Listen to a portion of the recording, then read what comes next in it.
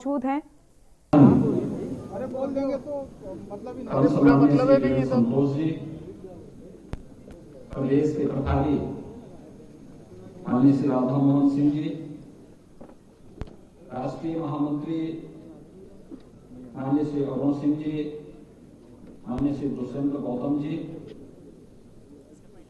प्रदेश के अध्यक्ष माननीय श्री स्वतंत्र देव सिंह जी, प्रदेश सरकार में मेरे सहयोगी उप मुख्यमंत्री श्री केशव प्रसाद मौर्य जी, डॉक्टर दिनेश शर्मा जी, प्रदेश के संगठन महामंत्री श्री सुनील बंसल जी, प्रदेश के सह प्रभारी श्री शंकर कुमार जी, प्रदेश के महामंत्री श्री अमरपाल मौर्य जी, महानगर अध्यक्ष मुकेश शर्मा जी, लखनऊ के जिलाध्यक्ष श्री कृष्ण मोदी जी, भारतीय जनता पार्टी के प्रदेश के सही पदाधिकारीगण और भीषण शीतलहरी के बीच में समय से यहाँ पर उपस्थित लखनऊ जनपद और महानगर के जुड़े हुए सभी बूथ अध्यक्षगण, उपस्थित भाइयों बहनों, आप सबकी ओर से मैं आदरणीय नड्डा जी का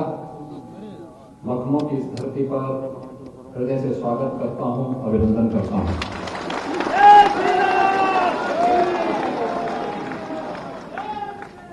हम सब जानते हैं कि अपने यशस्वी नेतृत्व के त्याग और तपस्या के बल पर भारतीय जनता पार्टी आज दुनिया का सबसे बड़े राजनीतिक दल के रूप में लोकतंत्र को एक नए संदेश देने के रूप में सामने आया है। हम सबको गौरव की अनुभूति होनी चाहिए कि मूल्यों, सिद्धांतों और अपनी राष्ट्र निष्ठा और लोकतांत्रिक मूल्यों के प्रति अपनी प्रतिबद्धता के बल पर आज भारतीय जनता पार्टी ने राजनीतिक दलों के लिए एक नए मानक तय किए हैं और वे मानक जो लोकतंत्र के लिए जाने जाते थे कि लोकतंत्र में अगर कहीं भी वाद शब्द जुड़ता है, चाहे वह परिवारवाद हो, चाहे वह जातिवाद हो, चाहे वह क्षेत्रवाद हो, चाहे वह भाषावाद हो, वह न केवल लोकतंत्र की जड़ों को कमजोर करता है बल्कि राष्ट्र की एकता और अखंडता को भी चुनौती देता है। दुर्भाग्य से आजादी के बाद इस वाद ने भारत को कमजोर करने का काम किया, लेकिन भारतीय जनता पार्टी अपने दम पर, अपने बल पर और आप जैसे कार्यकर्ताओं के परिश्रम से, पुरुषार्थ से, अपने यशस्वी नेतृत्व के उस ओजस्वी नेतृत्व में कार्य करता रहा और उसका परिणाम है कि दुनिया के सबसे बड़े दल के रूप में, राजनीतिक दल के रूप में आज भारतीय जनता पार्टी दुनिया में लोकतांत्रिक ताकतों के लिए एक आदर्श बना हुआ है। ये गौरव जहां हमारे लिए है, वहीं देश के अंदर यशस्वी नेतृत्व प्रधानमंत्री मोदी जी के नेतृत्व में हम सबको मिला है। दुनिया आज आशा भरी निगाहों से भारत की ओर देख रही है, मोदी जी की ओर देख रही है। तो अपने नेतृत्व पर गौरव की अनुभूति करना, अपने दल के मूल्यों और सिद्धांतों को अंगीकार करना, जहां ये हमारे लिए अत्यंत महत्वपूर्ण है, वहीं साथ ही साथ प्रधानमंत्री मोदी जी एक बात कहते हैं, चुनाव जीतने का मंत्र अनेक हो सकते हैं, लेकिन सबसे सहज और सरल मंत्र है कि बूथ जीता तो चुनाव जीता। और उस बूथ के अध्यक्ष के बल पर उस प्रकार की कमेटी और उसके कार्यक्रम को सफलतापूर्वक आगे बढ़ाना। और संभवतः भारतीय जनता पार्टी एकमात्र दल है जो बूथ अध्यक्षों के बारे में उनके साथ संवाद का एक कार्यक्रम को चुनाव के समय ही नहीं बल्कि चुनाव के बाद भी और निरंतरता उसको लेकर के आगे बढ़ा करके चलती है। इस समय उत्तर प्रदेश में चुनाव का दूर दूर तक कहीं कोई नामो निशान नहीं है। और ठीक है, पंचायत चुनाव आएंगे, पंचायत चुनाव का अपना कार्यक्रम, लेकिन सामान्यतः बूथ अध्यक्षों के साथ संवाद और किसी दुनिया के सबसे बड़े राजनीतिक दल का और देश के अंदर केंद्र में और राज्य में जिस पार्टी की सरकार उसके राष्ट्रीय अध्यक्ष के द्वारा बूथ अध्यक्षों के साथ ये संवाद, यह एक अभिनंदनीय पहल है। मैं इसके लिए आप सभी कार्यकर्ताओं के इस ओज और तेज के लिए आप सबको हृदय से बधाई देता हूं, अपनी शुभकामनाएं देता हूं। क्योंकि कोरोना के दौरान मैंने जब वर्चुअली संवाद किया था तो मैंने देखा था लॉकडाउन प्रारंभ होने के एक सप्ताह के अंदर ही हम लोगों ने वर्चुअली संवाद किया था कार्यकर्ताओं के साथ, और अधिकतर कार्यकर्ता उस वर्चुअली संवाद में मेरे साथ जुड़े थे। और उस समय उनकी तलब देख रही थी कि लॉकडाउन हो गया, क्या हो गया है। हमने कहा देखिए पार्टी एक कार्यक्रम दे रही है और कार्यक्रम का उद्देश्य है कि लॉकडाउन के दौरान सभी गतिविधियां बंद रहेंगी, लेकिन कार्यकर्ताओं को, संगठन को सेवा के पर्याय के रूप में आगे बढ़ाना है। और जिस मजबूती के साथ आप लोगों ने उस दौरान जनता की सेवा का एक अनुपम उदाहरण प्रस्तुत किया, अत्यंत अभिनंदनीय है। मैं इसके लिए आप सबको हृदय से आपका अभिनंदन करता हूं। आज के इस कार्यक्रम में राष्ट्रीय अध्यक्ष जी का, राष्ट्रीय संगठन महामंत्री जी का, अपने प्रदेश के प्रभारी जी, प्रदेश के सह प्रभारी जी और अन्य सभी पदाधिकारियों का एक बार फिर से अभिनंदन करते हुए आप सबके इस अभियान के लिए कि 1,63,000 जो बूथ प्रदेश के अंदर हैं, उन सब में आज के दिन पर कोई बूथ ऐसा नहीं है जहां पे भारतीय जनता पार्टी की केंद्र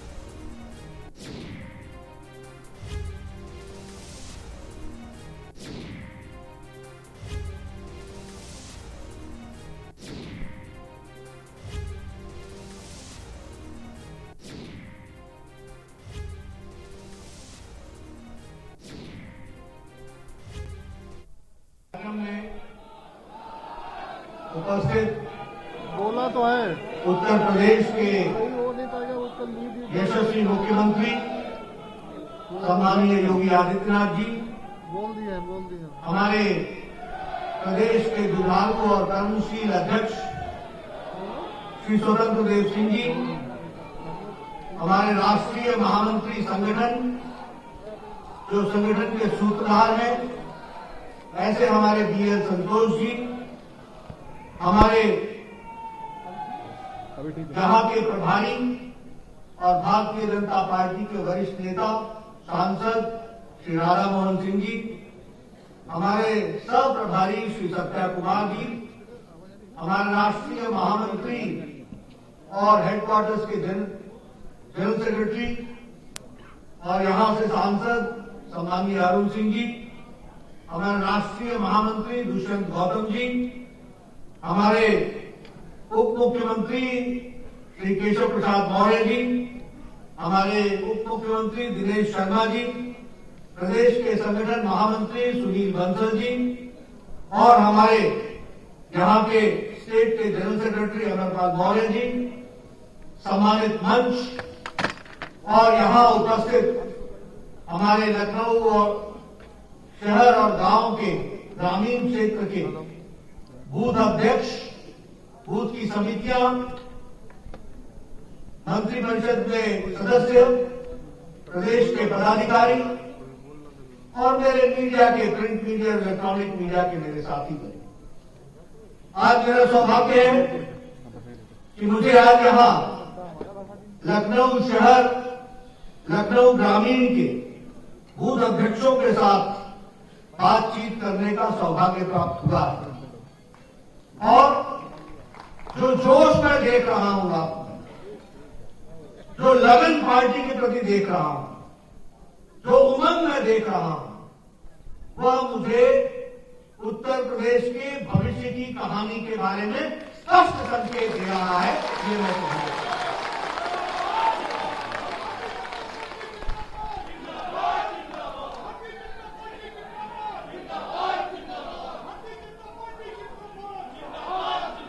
मित्रों, हम सब लोग राजनीतिक कार्यकर्ता हैं। राजनीति में कुछ विचारों को लेकर के बढ़ना,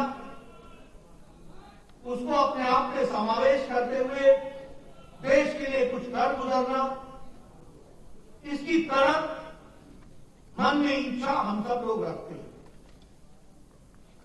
और उसके लिए हम कोई न कोई माध्यम भी ढूंढते हैं और माध्यम होती है राजनीतिक दल। देश में लगभग 1500 पार्टियां हैं, 1500 राजनीतिक दल हैं। कुछ उसमें से राष्ट्रीय स्तर पर रिकॉग्नाइज्ड पॉलिटिकल पार्टी और कुछ में रीजनल रिकॉग्नाइज्ड पॉलिटिकल पार्टी। हम सब लोग भी राजनीति में काम कर रहे हैं, लेकिन मैं हमेशा सबको कहता हूं कि जिसको भारतीय जनता पार्टी के कार्यकर्ता के रूप में काम करने का मौका मिला, उसे राजनीति के दृष्टि से अपने आप को बहुत ही भाग्यशाली मानना चाहिए। ये हमको समझना चाहिए। मैं ये कहने के लिए नहीं कह रहा हूं, आपको खुश करने के लिए नहीं कर रहा हूं। जरा ऊपर लेह लद्दाख से, जम्मू कश्मीर से लेकर के नीचे केरला तक और इधर पश्चिम से लेकर के पूर्व तक आप नजर दौड़ा के देखिए।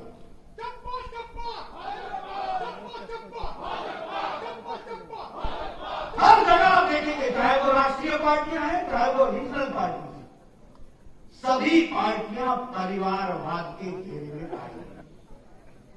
कोई पार्टी नहीं बची है। पिता अपना बैटन बेटे को ही दे के जाएगा, बाकी जितने हैं झंडा लेके दौड़ेगा।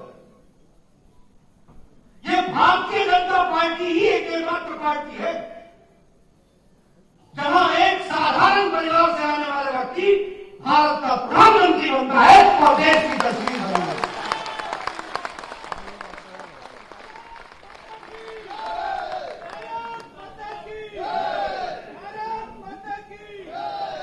जहां साधारण परिवार से आने वाले व्यक्ति देश के रक्षा मंत्री बनते, जहां साधारण परिवार से आने वाले देश के व्यक्ति भारत के राष्ट्रपति बनते, जहां साधारण परिवार से आने वाले व्यक्ति भारत के गृह मंत्री बनते हैं और जहां साधारण परिवार से आने वाले लोग में से उत्तर प्रदेश के मुख्यमंत्री योगी आदित्यनाथ बनते हैं।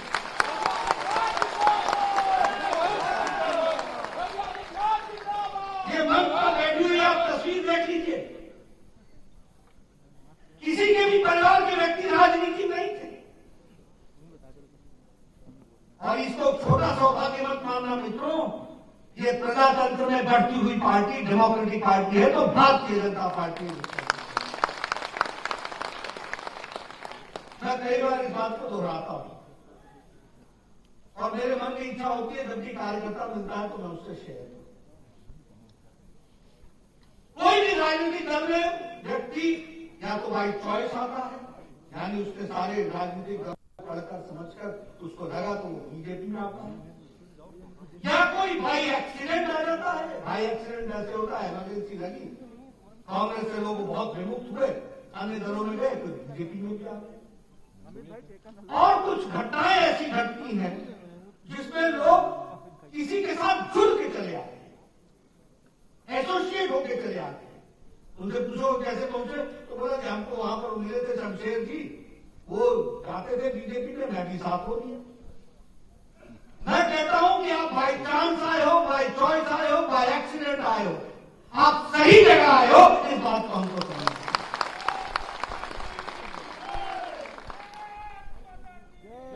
मैं अपने यूनिवर्सिटी के दिनों की बात सुनाऊं। बार बार मन में इच्छा होती है, 80 का दशक था, बीजेपी का जन्म हुआ था, जनसंघ से हम बीजेपी में आए थे, जनता पार्टी होती थी। मैं उस समय विद्यार्थियों में काम करता था, विद्यार्थी परिषद में काम करता था। उस समय कांग्रेस का बोलबाला था, हम विचार के लिए लड़ रहे थे, दूर दूर तक सफलता दिखने को नहीं दिखती थी।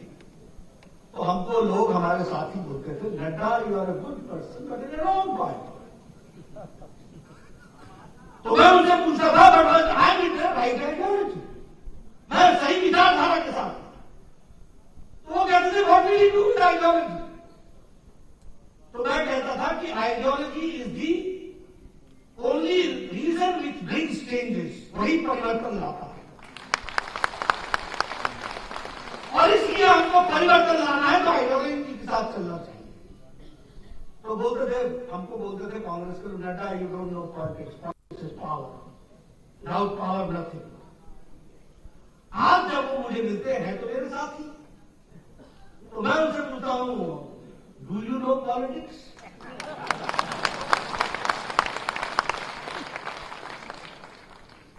कहने का मतलब यह है कि सच्चाई हमेशा आगे बढ़ती है, वो कभी लालच से भ्रमित नहीं होती है, वो सच्चाई के साथ चलती है। इसको हमको समझना। हमको कांग्रेस साथी मिला करते थे, कैंटीन में बैठ करके सिगरेट के गुलछे उड़ाते हुए वो कहते थे revolution revolution, Nadda you don't know what is revolution. मैं कहता था you don't know what is evolution, India needs evolution. जहां इवॉल्व होता है, रिवॉल्व नहीं होता, इसलिए इवॉल्व करने की आवश्यकता होती है। आज वो मिलते हैं, मैं उनसे पूछता हूं क्या हाल है, बोलते हैं कि हम यूनिवर्सिटी रह गए, क्या मालूम था कि क्या होगा। कहने का मतलब मैं ये अपने बारे में कहना चाहता हूं कि मैं उस दिन की था तो भगवान ने हमको ये मौका दिया था कि मैं सही राजनीति कर लेता, ताकि उपकरण बन सकूं और परिवर्तन में मोदी जी के साथ जुड़ करके, योगी जी के साथ जुड़ करके देश और प्रदेश में परिवर्तन लाऊं।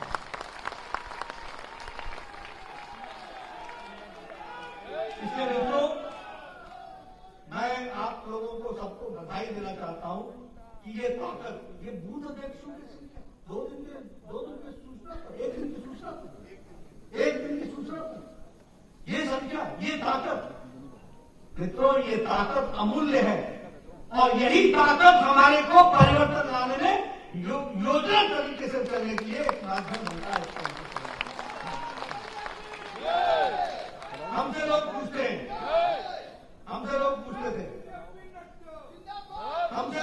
थे, अरे नड्डा बताओ what is your economic programme, आपका आर्थिक कार्यक्रम क्या है? क्योंकि उन्होंने दास कैपिटल के 10 बड़े शब्द सीख रखे थे, तो शायद परिवर्तन की चैंपियन तो वही थे, बाकी तो जानते नहीं थे। लेकिन मित्रों, हमारे दीनदयाल उपाध्याय जो इसी धरती से पैदा हुए और जिन्होंने देश दुनिया में परिवर्तन लाया, वो एकात्म मानववाद को साक्षात रूप में करने का काम मोदी जी और अटल बिहारी वाजपेयी जी ने किया। ये हमको अभी नारा आपने लगाया जय श्री राम का, सांस्कृतिक राष्ट्रवाद की का द्योतक है। हम सांस्कृतिक राष्ट्रवाद के साथ आगे बढ़े, एकात्म मानववाद को सम्मिलित किया, और देखिए अर्थ को भी समझने का तरीका पूर्णतः समझा तो वो भारतीय जनता पार्टी ने समझा। कैसे समझा? आपको मैं बहुत बढ़िया खाना खिलाता हूं और आपको मैं बहुत अच्छे कपड़े देता हूं और सबको आपकी सुविधाएं देता हूं, और मैं कहता हूं कि आप जो हम बोलूंगा वहीं बैठोगे और उसे इधर उधर नहीं खिसकोगे, आप शांत रहोगे।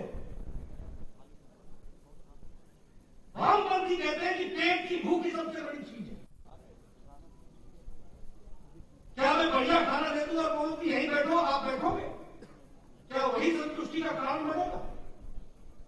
अगर मान लीजिए कि आपको मैं हाथ से निकाल दूं और सिर्फ आपकी मन की शांति दे दूं, आप खुश होगे? ये संपूर्णता में सोचने का काम दीनदयाल उपाध्याय जी ने कहा। उन्होंने कहा जहां शरीर, मन, बुद्धि और आत्मा आत्मसात होकर के आगे बढ़ती है, वही संपूर्ण सुख का कारण बनता है। उसको हमको समझना है। यह है एकात्म मानववाद। जब मानववाद में एकात्मता, अर्थ भी चाहिए, मन भी चाहिए, इंटेलेक्चुअल सेटिस्फैक्शन भी चाहिए, आत्मा की सेटिस्फैक्शन भी चाहिए। और मेरी ही नहीं चाहिए, मेरे पड़ोसी की भी चाहिए। मुझे खाने को मिल जाए, मेरा पड़ोसी भूखा है, मुझे संतुष्टि नहीं होगी। यह है उत्तम समाज की निशानी, इसको हमको समझना चाहिए और इस कल्पना को लेकर के और उसमें से निकला सब अंत हो गए। जो अंतिम पायदान पे खड़ा व्यक्ति है उसको हमको समझना है। उसमें से निकला सबका साथ, सबका विकास और सबका विश्वास।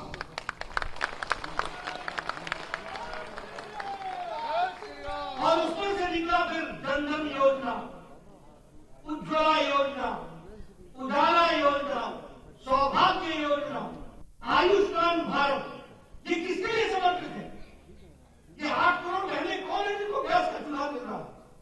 ये 1 करोड़ 30 लाख से ज्यादा उत्तर प्रदेश में कौन है जिनको गैस का चूल्हा मिल रहा है? ये वो गरीब लोग हैं जो कभी सोच नहीं सकते थे कि वो गैस का चूल्हा देखेंगे, उनको ये नसीब हुआ। ये 1 करोड़ 40 लाख के आसपास हमारे यहाँ टॉयलेट बने, स्वच्छता अभियान, मोदी जी के स्वच्छता अभियान को मजाक बनाया जा रहा था। यहाँ रुकते हैं छोटे से ब्रेक के लिए, जल्द हाजिर होते हैं। आप देख रहे हैं के न्यूज, खबरों का सारथी। सीएम योगी का मिशन रोजगार, रोजगार पर फुल एक्शन में यूपी सरकार।